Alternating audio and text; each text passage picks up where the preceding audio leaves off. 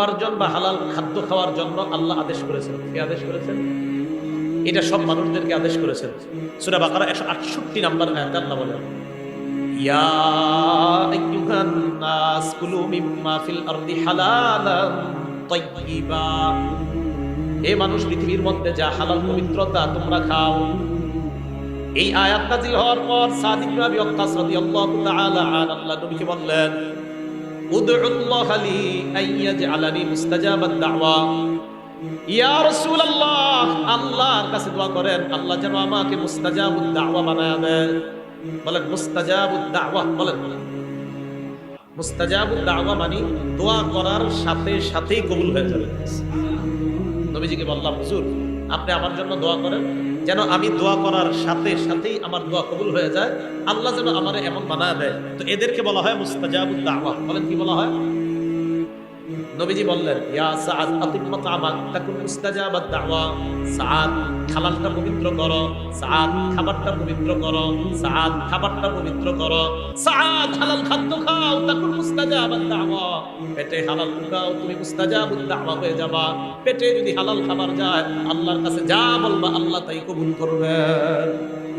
হালাল খাও, হালাল খাও, মুস্তাজাবুদ দাওয়া হয়ে যাবে।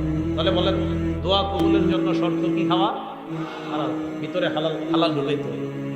তিরমিজি শরীফের 2361 নম্বর হাদিসের বর্ণনা, ক্বালা রাসূলুল্লাহ সাল্লাল্লাহু আলাইহি ওয়াসাল্লাম, নবীজি বলেন, আল্লাহুম্মা জাআল রিজকা আলি মুহাম্মাদিন কুতা। নবীজি আল্লাহর কাছে দোয়া করতেন, আল্লাহ মুহাম্মদ সাল্লাল্লাহু আলাইহি ওয়াসাল্লামের পরিবারের জন্য জীবন ধারণের উপযোগী হালাল খাদ্যের ব্যবস্থা করে দেন। সুখী মানুষের তিনটা অবস্থা নবী বলছেন। একজন মানুষের মাঝে 3 গুণ পাওয়া গেলেই সে সুখী। বলেন কয় গুণ?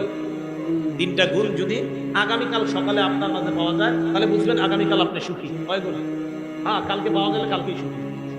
দলিল তিরমিজি শরীফের 346 নম্বর হাদিসের বর্ণনা, 2346। ক্বালা রাসূলুল্লাহ সাল্লাল্লাহু আলাইহি ওয়াসাল্লাম, নবীজি বলেন, মান আসবাহা মিনকুম আমিনান ফি সিরবিহি। তোমাদের মধ্যে কোনো মানুষ যদি সকাল অবস্থা হয় এমন অবস্থায় তার পরিবার নিয়ে সে নিরাপদে আছে। 1 নাম্বার, তোমাদের মধ্যে যদি কারো সকাল এমন অবস্থায় হয় সে পরিবারের মধ্যে নিরাপদ, পরিবার সহ পুরা নিরাপদে আছে। 2 নাম্বার, মুআফান ফি জাসাদিহি, শরীরটা সুস্থ আছে।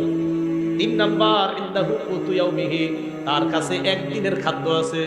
বলেন তো 1 নাম্বার পরিবার নিয়ে সুখে আছে, 2 নাম্বার সুস্থ আছে, 3 নাম্বার কয় দিনের খাবার। নবীজি বলেন, কাআন্নামা হিজাত লাহুদ দুনিয়া, এই ব্যক্তির জন্য কেমন যেন পুরা দুনিয়ার সব কল্যাণ জমা করা হয়েছে।